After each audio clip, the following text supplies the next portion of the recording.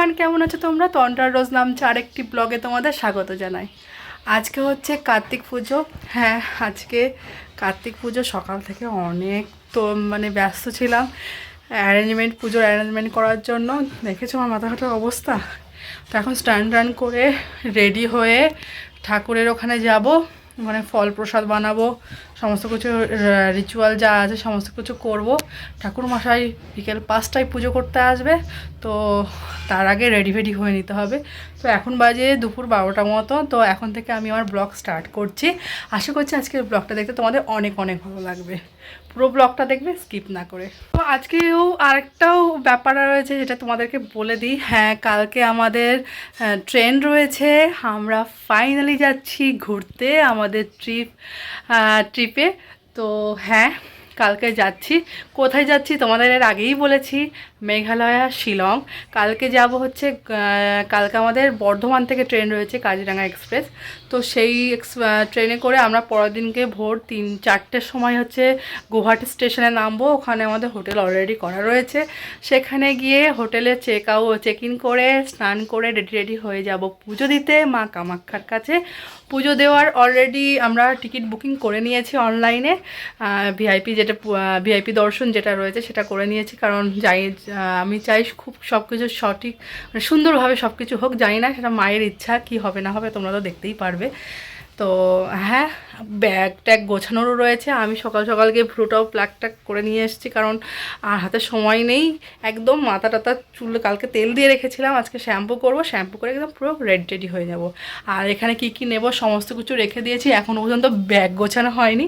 তো ব্যাগ গোছাতে হবে আজকে রাত্রে, কালকে সকালবেলা ভোরবেলা এখান থেকে বেরিয়ে যেতে হবে।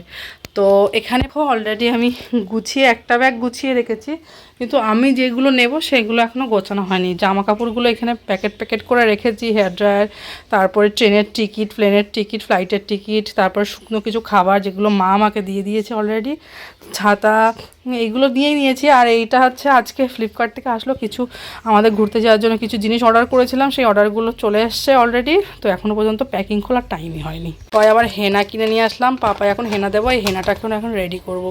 দেখো এখানে জল, একটা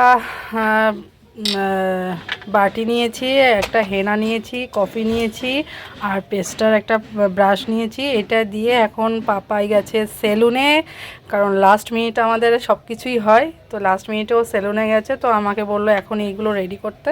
ও আসলে ওকে চুল কেটে আসলে ওকে আমি এগুলো মাখিয়ে দেবো। তো চলো এখন হেনাটা রেডি করি।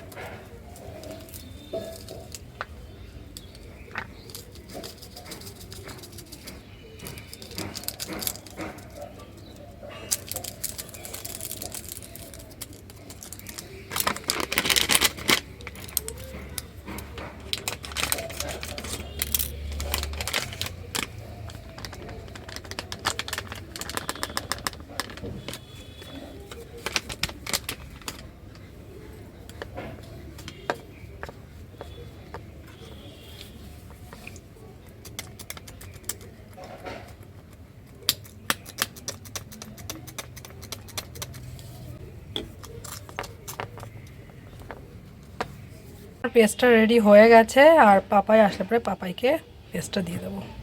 এখন যাবো স্নান করতে, তাড়াতাড়ি রেডি হয়ে ঠাকুরের পুজো দিতে যেতে হবে।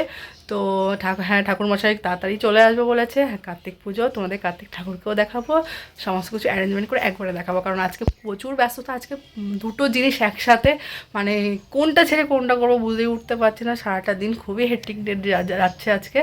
তো যাই হোক, চলো। তো পুজোর সমস্ত কিছুর জোগাড় জানতে কমপ্লিট, আর দেখতেই পাচ্ছ সমস্ত কিছু রেডি করা রয়েছে। এইদিকে ফল মিষ্টি নৈবেদ্য সমস্ত কিছু সাজানো হয়ে গেছে।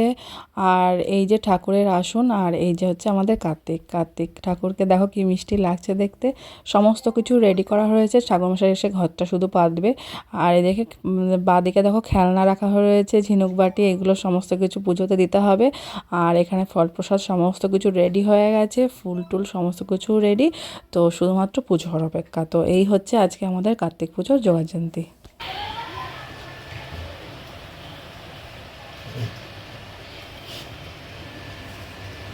কই বাবা, কোটা কবে না, কোটা কবে না, ডিকি ডিকি ডিকি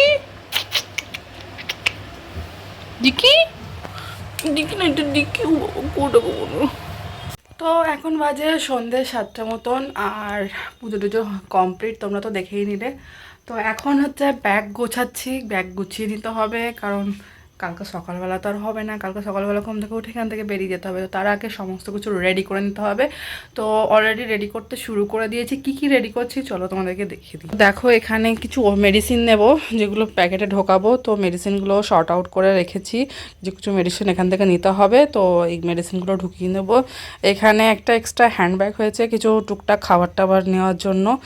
আর আমার হেলমেটটা নিয়েছি, যেহেতু ওখানে গিয়ে স্কুটি ভাড়া করে স্কুটি করে আমরা অনেক জায়গায় কভার করব। তো সেজন্য হেলমেটটা আমি নিয়ে নিয়েছি, কারণ বাইরের হেলমেটটা আমার একদম পছন্দ না।